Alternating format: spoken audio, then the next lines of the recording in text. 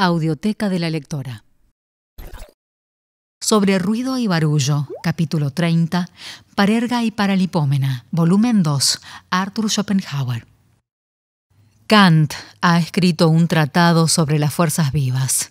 A mí, sin embargo, me gustaría escribir una nenia y trenodia sobre ellas, porque su uso frecuente en los golpes, los martillazos y los porrazos me ha causado durante toda mi vida un tormento diario. Por supuesto, hay gente, y mucha, que se ríe de eso, ya que es insensible al ruido, pero son precisamente los mismos que resultan también insensibles a las razones, los pensamientos, las composiciones poéticas y las obras de arte, en suma, a todas las impresiones espirituales de cualquier clase, pues eso radica en la naturaleza correosa y la sólida textura de su masa cerebral.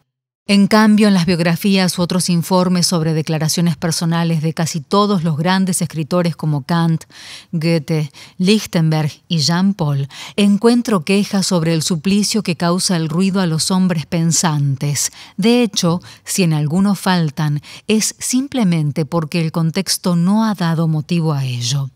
Yo interpreto la cuestión de este modo. Así como un gran diamante cortado en trozos tiene el mismo valor que otros tantos diamantes pequeños, o así como un ejército que se ha dispersado, es decir, que se ha desmembrado en pequeñas tropas, no es ya capaz de hacer nada, tampoco un gran espíritu es ya capaz de hacer más que uno corriente, en cuanto se le interrumpe, importuna, distrae o disipa, porque su superioridad tiene por condición que concentre todas sus fuerzas en un punto y objeto, como hace un espejo cóncavo con sus rayos, y eso se lo impiden las interrupciones ruidosas. De ahí que los espíritus eminentes hayan sido siempre tan desafectos a cualquier molestia, interrupción y distracción, sobre todo a las que se producen violentamente por el ruido, mientras que a los demás tales cosas no les contrarían especialmente. En ocasiones un ruido moderado y continuo me atormenta y perturba un rato antes de ser consciente de él, ya que lo siento como un simple estorbo de mi pensamiento, igual que un peso atado en mi pie, antes de que me percate de lo que es. Pero pasando del genus al species, he de denunciar, como el ruido más irresponsable y dañino, el infernal chasquear del látigo que se produce en las resonantes calles de la ciudad y priva a la vida de todo sosiego y reflexión. Nada hay que dé una idea tan clara del embrutecimiento y el aturdimiento de los hombres como el hecho de que se permitan los chasquidos de látigos. Ese estruendo repentino, agudo, que paraliza el cerebro, que corta en pedazos toda reflexión y asesina cualquier pensamiento, ha de ser dolorosamente sentido por cualquiera que lleve en su cabeza siquiera algo parecido a un pensamiento. Por lo tanto, cada uno de tales chasquidos tiene que perturbar a centenares de hombres en su actividad intelectual, por humilde que sea su especie, pero al pensador le atraviesa sus meditaciones de forma tan dolorosa y destructiva como pasa la espada de la justicia entre la cabeza y el tronco. Ningún sonido atraviesa el cerebro de forma tan cortante como ese maldito chasquear de látigo.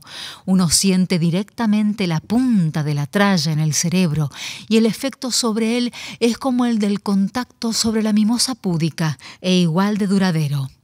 Con todos mis respetos a la sacrosanta utilidad, no entiendo que un tipo que transporta un carro de arena o de estiércol deba obtener por ello el privilegio de asfixiar en su germen cualquier pensamiento que surja en 10.000 mentes de forma sucesiva, media hora de recorrido. Los martillazos, los ladridos de los perros y los gritos de los niños son espantosos, pero el verdadero asesino de los pensamientos es exclusivamente el chasquido del látigo. Su misión es moler cualquier momento de ingenio que acaso tenga uno aquí o allá.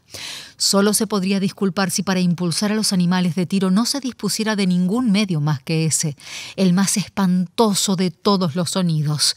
Pero es todo lo contrario. Ese maldito chasquear de látigo no solo es innecesario, sino inútil. El efecto físico sobre los caballos que con él se pretende queda paralizado y suprimido por la costumbre que el incesante abuso del látigo ha generado. Ya no aceleran su paso, según puede verse especialmente en los carros de alquiler que, vacíos y en busca de clientes, van a paso lento y chasquean el látigo sin cesar. El más ligero toque con el látigo tiene más efecto, pero aún suponiendo que fuera ineludiblemente necesario recordar continuamente a los caballos la presencia del látigo con su sonido, bastaría con que éste fuera 100 veces más débil, porque es sabido que los animales atienden a los signos más leves y hasta apenas imperceptibles, sean audibles o visibles. De ello ofrecen admirables ejemplos los perros y canarios amaestrados. En consecuencia, el asunto se presenta como una pura petulancia y hasta como una osada afrenta de la parte de la sociedad que trabaja con las manos hacia la que trabaja con la cabeza. Es una burda barbarie y una injusticia que en las ciudades se tenga que soportar semejante infamia, tanto más por cuanto se podría suprimir con una ordenanza policial que obligara a poner un nudo al extremo de todos los látigos. No puede hacer ningún mal que se llame la atención a los proletarios acerca del trabajo intelectual de las clases superiores a ellos, pues tienen un miedo irrefrenable a cualquier trabajo intelectual. Poquito clasista Schopenhauer. La nota es mía. Pero un tipo que cuando cabalga por las estrechas calles de una populosa ciudad en caballos de correo o de carreta sin carga, o incluso cuando va a pie junto a los animales, chasquea sin cesar un látigo de una braza de largo con todas sus fuerzas, merece ser apeado del caballo para recibir 5 azotes de vara bien dados. Ni todos los filántropos del mundo, ni las asambleas legislativas que con buenas razones quieren abolir las penas corporales, me convencerán de lo contrario. Pero con bastante frecuencia se puede ver algo todavía peor que aquello. Un carretero que chasquea sin cesar el látigo mientras camina por las calles solo y sin caballo. Hasta ese punto chasquear el látigo se ha convertido en costumbre en ese hombre, como resultado de una tolerancia irresponsable. En medio de una ternura tan generalizada para con el cuerpo y sus satisfacciones, ¿ha de ser el espíritu pensante el único que no experimente la menor consideración ni apoyo, por no hablar de respeto? Carreteros, estibadores, mozos de berlina, etc., son las bestias de carga de la sociedad humana. Deben ser tratados con total humanidad, con justicia, equidad, indulgencia y cuidados, pero no se les debe permitir que obstaculicen con ruidos intencionados el empeño superior del género humano. Me gustaría saber cuántos pensamientos grandes y bellos han hecho salir disparados del mundo esos látigos. Si yo mandara, se generaría en las mentes de los carreteros un nexus idearum indestructible entre el chasqueo del látigo y recibir una tanda de palos. Queremos esperar que las naciones más inteligentes y de sentimientos más sutiles comiencen a hacerlo, y entonces los alemanes serán llevados también a ello por la vía del ejemplo. Entre tanto, de estos dice Thomas Hood: Up the Rhine, for a musical people, they are the most noisy I ever met with. Para ser una nación musical son los más ruidosos que jamás me he encontrado. Que eso sea así no se debe a que sean más propensos al ruido que los demás, sino a la insensibilidad nacida de la torpeza, de aquellos que tienen que oírlo y a los que no les molesta en su pensamiento o su lectura, precisamente porque no piensan, sino solo fuman, que es su sucedáneo del pensamiento. La tolerancia generalizada con los ruidos innecesarios, por ejemplo, con los impertinentes y vulgares portazos, es directamente un signo del generalizado embotamiento y falta de ideas de las mentes. En Alemania es como si se hubiera dispuesto de forma reglamentaria que nadie pueda estar en sus cabales debido al ruido. Por ejemplo, el redoble de tambores sin objeto alguno.